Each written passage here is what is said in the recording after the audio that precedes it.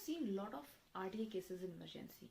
One of the case I remember that when I was posted in emergency, a case of RTA was there, and at that time the patient was very tachypneic. The patient has severe chest pain. Oxygen level is going to fall.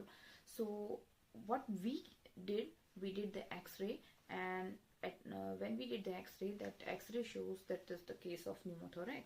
So hello everyone, in this video we are understanding this topic, pneumothorax.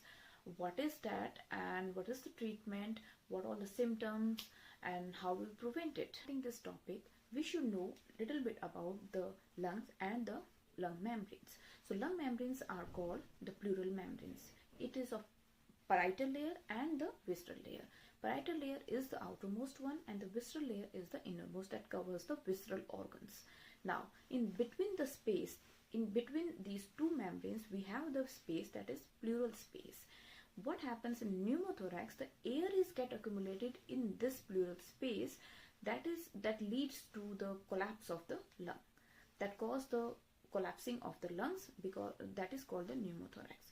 So what is pneumo? Pneumo means the air and the thorax is the chest. So air in the chest is called pneumothorax. So but what may be the reason for the collection of air in this in that space, right? So now we are going to understand the different types of pneumothorax. It is spontaneous and the traumatic. Spontaneous, it is primary spontaneous pneumothorax or secondary spontaneous pneumothorax.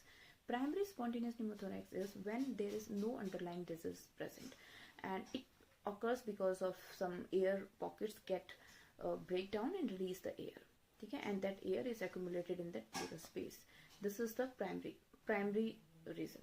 Now the secondary reason is when there is underlying disease is present, like patient ko COPD hai, patient is asthmatic, patient is having TB, okay? So this is the primary and secondary one. Now about the traumatic. Traumatic is trauma hai because of some injury, okay? Like patient there is fractured rib is there, or there is knife wound is there, etc., right?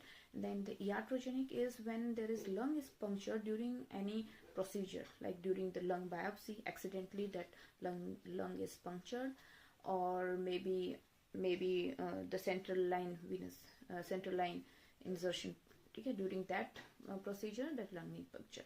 So at that time the air is get accumulated in that pleural space.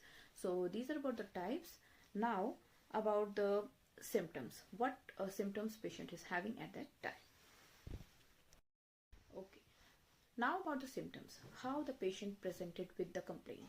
The patient presented with there is a chest pain when taking there's one-sided chest pain when take the breath, there is the pain is going to increase, and there is cyanosis, patient is cyanosis, SpO2 level is falling down, patient is having cough, and the patient is having fast heart rate, fatigueness, shortness of breath. These things, these symptoms will be present. Now how we will prevent it and what is the treatment for it, right? So now we'll discuss about the treatment.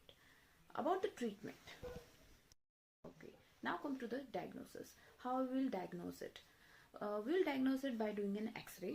When we did the X-ray, we will find this type of X-ray. The lung is collapsed on one side. Then because this is mostly seen in the tension pneumothorax, when there is there's a pressure on one side and the pressure is created, and there's this type of X-ray you will see. So this is the tension pneumothorax X-ray. So now about the treatment, how we will treat the patient. Treatment part, oxygen administration is the most important thing. Okay, we have to give the oxygen to the patient. Now and next is the chest tube insertion. To release that air from that pleural space, chest tube insertion is to be done. And next is the, if nothing is going to leave, then there's a surgical intervention is required. This is pleurodosis, and there is pleurectomy is to be done, right? Now talking about the prevention. Okay, now about the prevention, how to do.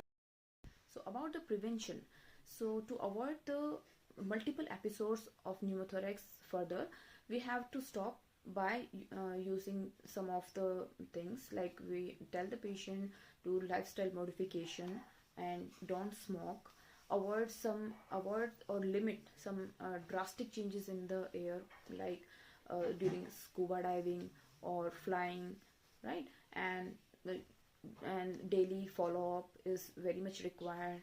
So these are about pneumothorax. Okay, I hope that this video gives a lot of good pointers, and till now, bye.